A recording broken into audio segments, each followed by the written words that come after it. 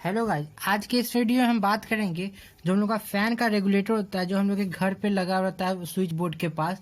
वो क्या इलेक्ट्रिसिटी को सेव करता है?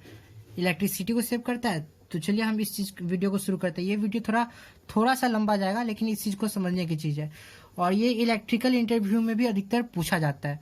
तो चलिए हम लोग समझते हैं कि कैसे होता है। फैन रेगुलेटर जो होता है, हम लोग का क्या काम करता है? हम लोग का फैन रेगुलेटर जो होता है, हम लोग का इस फैन के स्पीड को कम करता है या फिर ज्यादा करता है। ठीक है, तो फैन का स्पीड हम लोग कैसे कम कर सकते हैं? अगर हम लोग को वोल्टेज जो होता है, अगर हम लोग उसको कम ज्यादा कर दे तो उससे हम लोग का मतलब स्पीड भी कम ज्यादा हो सकता है। हम लोग के घर पे जो भी फैन रेगुलेटर होता है वो दो टाइप्स के होते हैं। पहला इलेक्ट्रिकल और दूसरा इलेक्ट्रॉनिक्स। ठीक है, तो इस चीज को हम लोग समझते हैं। इलेक्ट्रिकल में क्या होता है, हम लोग जो अगर हम लोग घर पे जाते हैं, बहुत सारे घरों में अभी भी बड़ा वाला रेगुलेटर लगा होता है। वो जो होता है इलेक्ट्रिकल होता है, इलेक्ट्रिकल फैन रेगुलेटर होता है। उसमें क्या होता है कि मान के चलिए ये फैन है हमारा, ये हमारा फैन है। तो इसमें हम लोग एक वायर तो न्यूट्रल वाला दे देते हैं और दूसरा फेज से आता है। फेज से, तो फेज से जो आता है उससे पहले हम जो फेज से लाइन आता है उसके बीच में हम लोग फैन रेगुलेटर लगाते हैं। फैन रेगुलेटर लगाने से क्या होता है कि हमारा वोल्टेज जो है वो कम हो जाता है। ठीक है, वोल्टेज इधर कम जाता है। वह कैसे? क्योंकि इसके अंदर फैन रेगुलेटर के अंदर जो होता है रेजिस्टेंस होता है। और रेजिस्टेंस क्या होता है?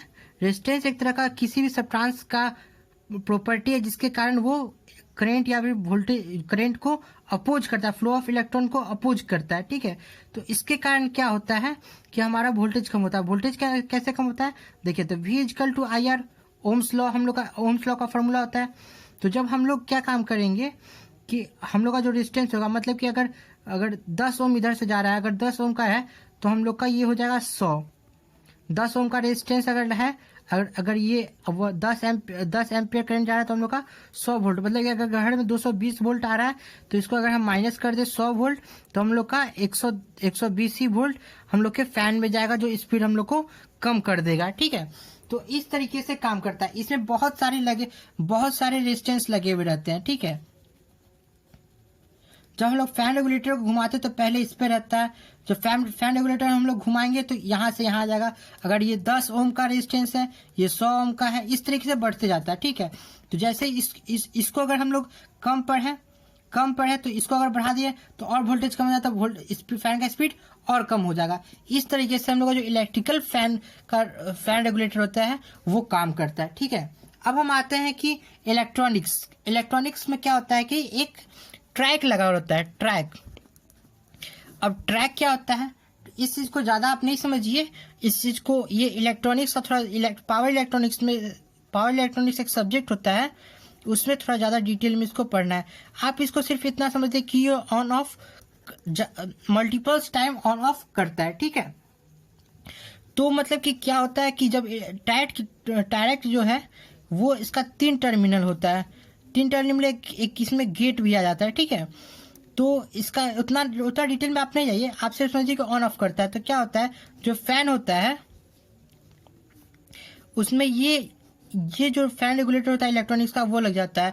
इलेक्ट्रॉनिक्स जो रेगुलेटर होता है वो इलेक्ट्रिकल के थ्रू स्पीड को कम ज़्यादा करता है। इसी इलेक्ट्रॉनिक्स फैन रेगुलेटर कैसा होता है, जो हम लोग अगर देखेंगे घरों में जाएंगे तो बहुत छोटा वाला फैन रेगुलेटर घुमाने वाला लगा हुआ रहता है।